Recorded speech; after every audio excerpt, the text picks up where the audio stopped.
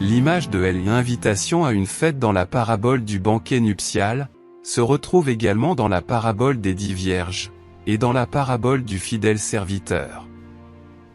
Les interprétations sont unanimes pour affirmer que l'invitation s'adressait en premier lieu au peuple juif, et qu'avec la venue de Jésus, elle serait étendue à toutes les nations. Mais dans l'évangile de Matthieu, il y a un détail dans ce banquet qui a créé un malaise parmi les savants. L'expulsion d'un invité pour être sans tenue de mariage.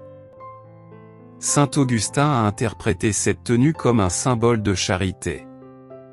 Martin Luther a suggéré que le vêtement représenterait le Christ lui-même, et Jean Calvin a fait d'autres interprétations. Alors la question se pose. Que cache ce message? Que voulait vraiment dire Jésus dans cette parabole? C'est ce que nous allons voir maintenant.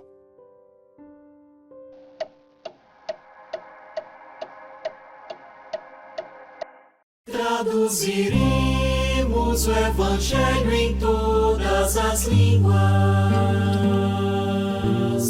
em todas as culturas.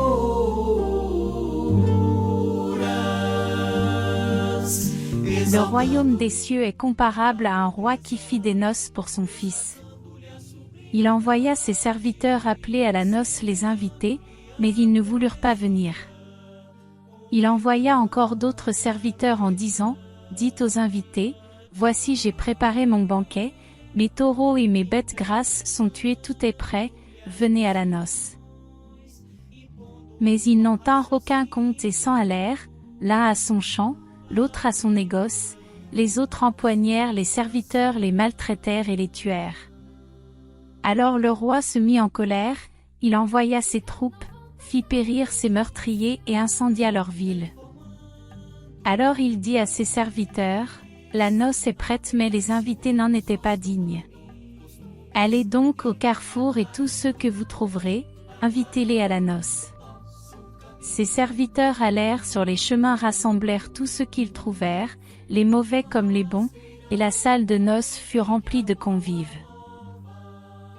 Le roi entra pour examiner les convives, et il vit un homme qui n'avait pas revêtu l'habit de noces. Il lui dit, « Mon ami, comment es-tu entré ici sans avoir l'habit de noces ?» Cet homme resta muet. Alors le roi dit aux serviteurs, « Lie-lui les pieds et les mains, et jetez-le dans les ténèbres du dehors. Là seront les pleurs et les grincements de dents. Car il y a beaucoup d'appelés, mais peu d'élus. » Nous allons vous demander de supprimer d'abord l'idée d'une invitation à la fête d'un peuple, ou d'une nation. Non. Il ne faut pas le voir de cette façon. Mais cette invitation au mariage est en fait à des individus, je veux dire à des personnes individuellement. Une autre idée qu'il faut écarter est que l'invitation à la fête, au banquet, signifie l'entrée dans le royaume de Dieu. Non. Il faut faire une distinction dans ce qui est écrit symboliquement, entrer dans le royaume de Dieu, et participer au banquet, la fête dans le royaume de Dieu. Ceci étant compris, continuons.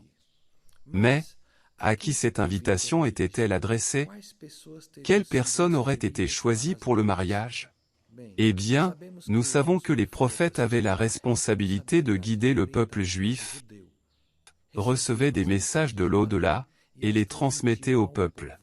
Ils étaient comme des intermédiaires.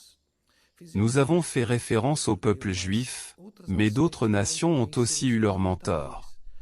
L'histoire nous parle de ces prophètes, ces illuminés, ces messagers qui ont en quelque sorte rempli leur mission. Certains très bien, d'autres moins. Mais, ceux qui n'ont pas du tout rempli leur tâche, lequel a échoué lamentablement? Qu'en est-il de ces autres qui se sont fait passer pour des messies ou des prophètes? Donc, comprenons ainsi, le roi donne des ordres à ses serviteurs. Qui sont ces serviteurs? Ce sont ceux qui sont proches du roi. Ce sont les anges, les esprits les plus élevés. Ils obéissent aux ordres et vont inviter les personnes choisies, individuellement aux noces.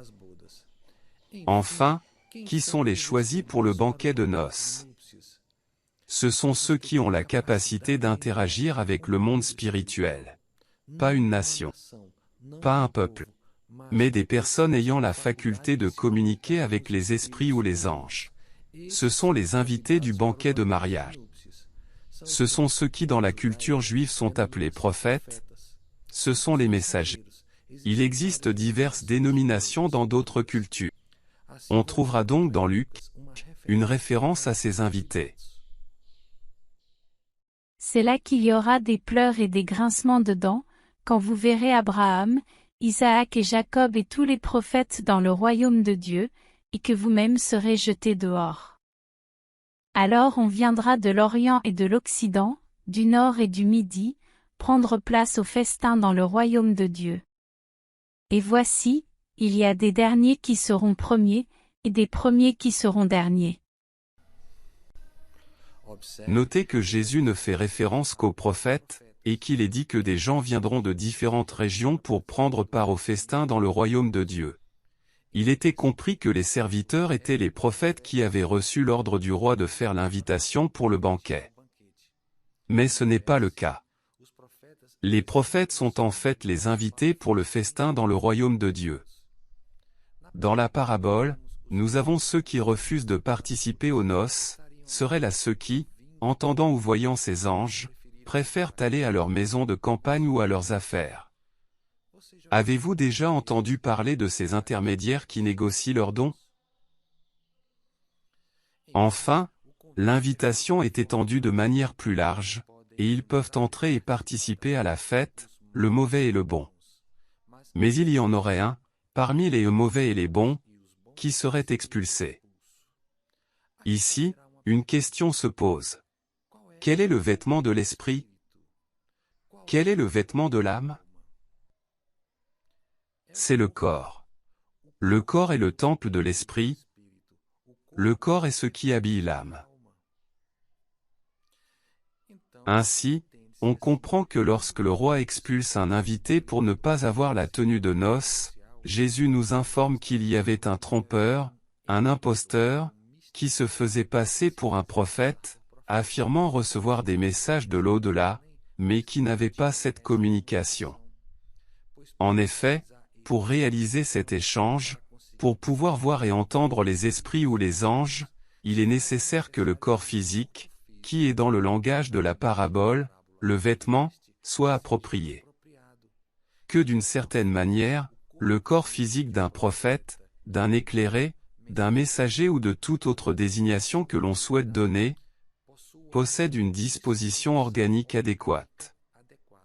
Dans le langage de la parabole, le vêtement nuptial. Le vêtement étant le corps, et l'individu expulsé n'avait pas le corps approprié pour cette communication. En somme, il n'avait pas le vêtement de noces. C'était un charlatan, un imposteur, un mystificateur qui se faisait passer pour un prophète. Prenons un exemple symbolique pour une meilleure compréhension. Nos yeux sont les instruments pour voir les objets. Supposons que nos paupières soient fermées et collées. Nous aurions les yeux, mais nous ne verrions rien. Elle est instrument pour voir le monde spirituel, nous l'avons tous, mais il est figé en quelque sorte avec les paupières fermées. Mais chez certaines personnes, elles sont ouvertes ou s'ouvrent. Ce sont ceux qui communiquent avec l'au-delà. Pour se qualifier pour l'invitation dans la parabole du banquet de mariage, avoir assez d'huile, et garder la lampe allumée quand l'époux arrive, dans la parabole des 10 vierges. En langage symbolique, nous pouvons dire « Gardez les yeux ouverts. La lampe du corps est votre œil. Que ta lumière brille. » C'est le vêtement de mariage. Et c'est le véritable sens de la parabole du banquet de noces. Si vous avez des oreilles pour entendre, écoutez.